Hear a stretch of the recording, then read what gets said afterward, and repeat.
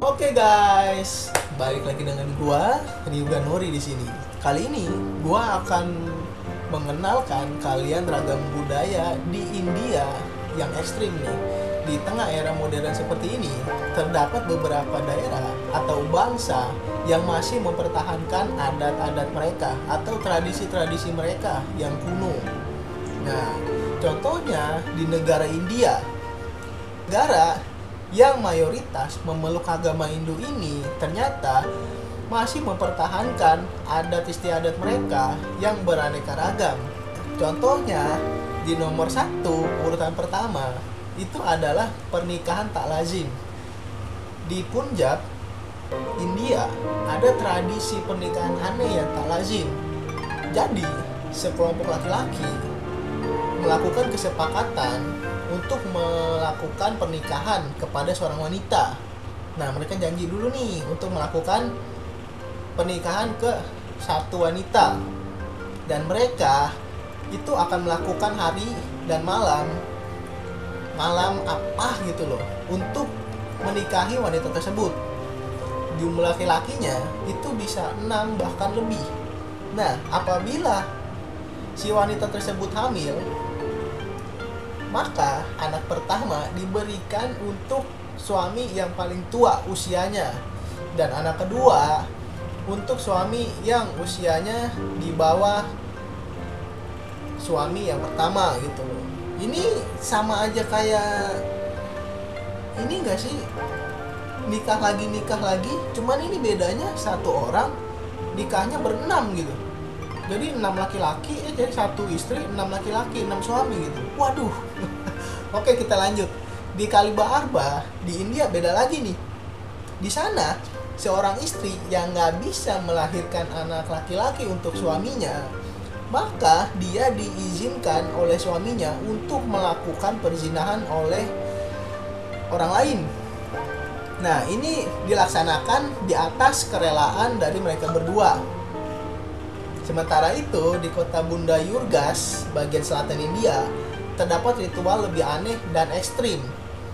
Di sana, pengantin putri menguji suaminya dengan ujian yang berat. Wah, ini ekstrim ini.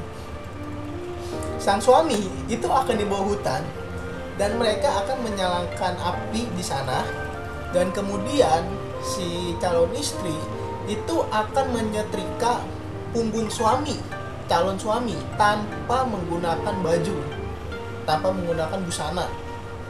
Nah, apabila si calon suami kesakitan, maka sang istri akan menolaknya. Nah, tapi apabila calon suami itu bertahan dan tidak merasa kesakitan, wanita tersebut akan menilai sebagai kekasih dan Arjuna yang layak untuk dicintai seumur hidupnya. Waduh, ini ekstrim sih. Waduh, ini gua nggak bisa berkata-kata ini mah guys. Oke, yang kedua ada tradisi sati atau tradisi membakar diri di India. Tradisi ini di India itu berasal dari kisah Dewi Sati. Nah, yang dikenal sebagai Daksayani. Nah, namanya unik nih, keren nih. Iya, dikenal dan terkenal karena pengorbanannya dengan terjun ke dalam api karena tak mampu menahan penghinaan ayahnya terhadap suaminya. Gitu. Di India, bentuk kesetiaan wanita sudah terpatri dalam dan langsung sejak beratus-ratusan abad yang lalu. Waduh, oh ini berarti udah berlangsung dari ratusan abad yang lalu ya guys ya. Nah, ritual sati ini merupakan simbol kesetiaan sang istri kepada suaminya. Ini merupakan sebagai simbol pengorbanan diri sebagai seorang istri guys. Contohnya, seorang wanita janda di India yang baru ditinggal suaminya, wanita tersebut itu dengan sukarela atau dengan pemaksaan mengorbankan dirinya, itu dibakar di atas tumpukan kayu di pemakaman suaminya. Waduh, ini sih mati berdua namanya gitu loh. Ini ini nggak bisa berkata-kata ini. Yang ketiga ini lebih unik nih. Yang ketiga itu ada tradisi yang namanya Mahakupmeha, atau artinya itu mandi penghapusan dosa. Nah, tradisi ini menjadi salah satu ritual unik di India.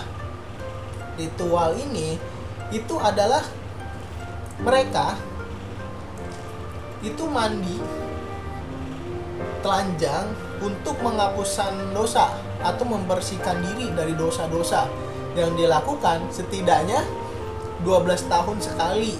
Nah, festival ini merupakan ritual keagamaan yang berlangsung selama 55 hari.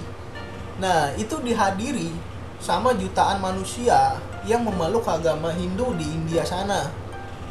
Nah, ini bagi mereka di tepi Sungai Gangga yang memang dianggap suci ini bisa membebaskan dari siklus kematian serta reinkarnasi.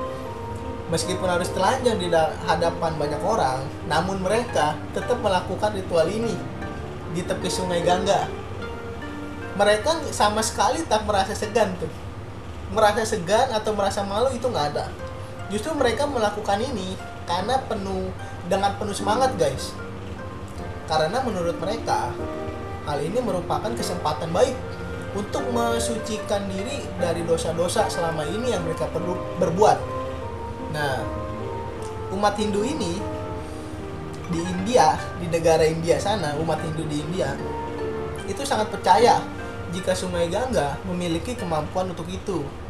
Selain itu, Sungai Gangga juga diyakini dapat membebaskan individu dari moksha atau di antara hidup dan mati, serta bisa membuat mereka merasa lebih dekat dengan Brahma atau yang maha tinggi.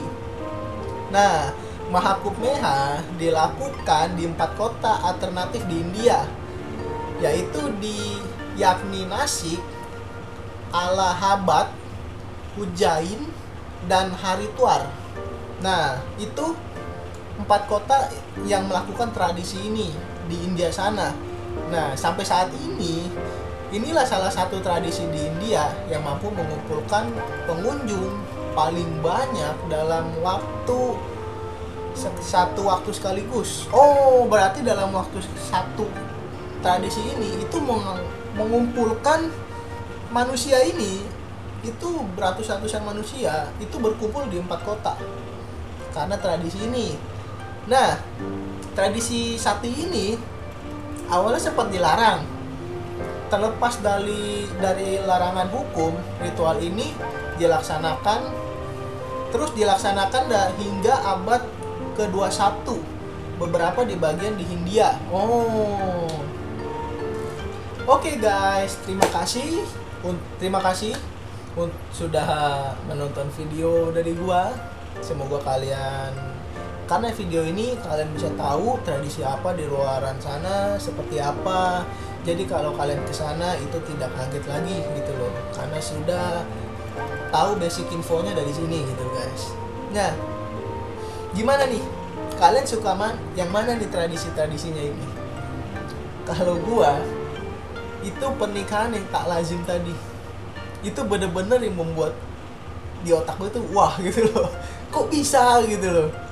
Ya kita mesti menghargai tradisi-tradisi di tiap daerah ya guys ya. Terutama saling menghargai lah. Kita sebagai manusia saling membantu, tentunya itu berbuat baik itu indah ya guys ya. Oke, terima kasih yang sudah menonton video gua. Mohon maaf kalau suara atau cara bicara gua masih berbelit-belit.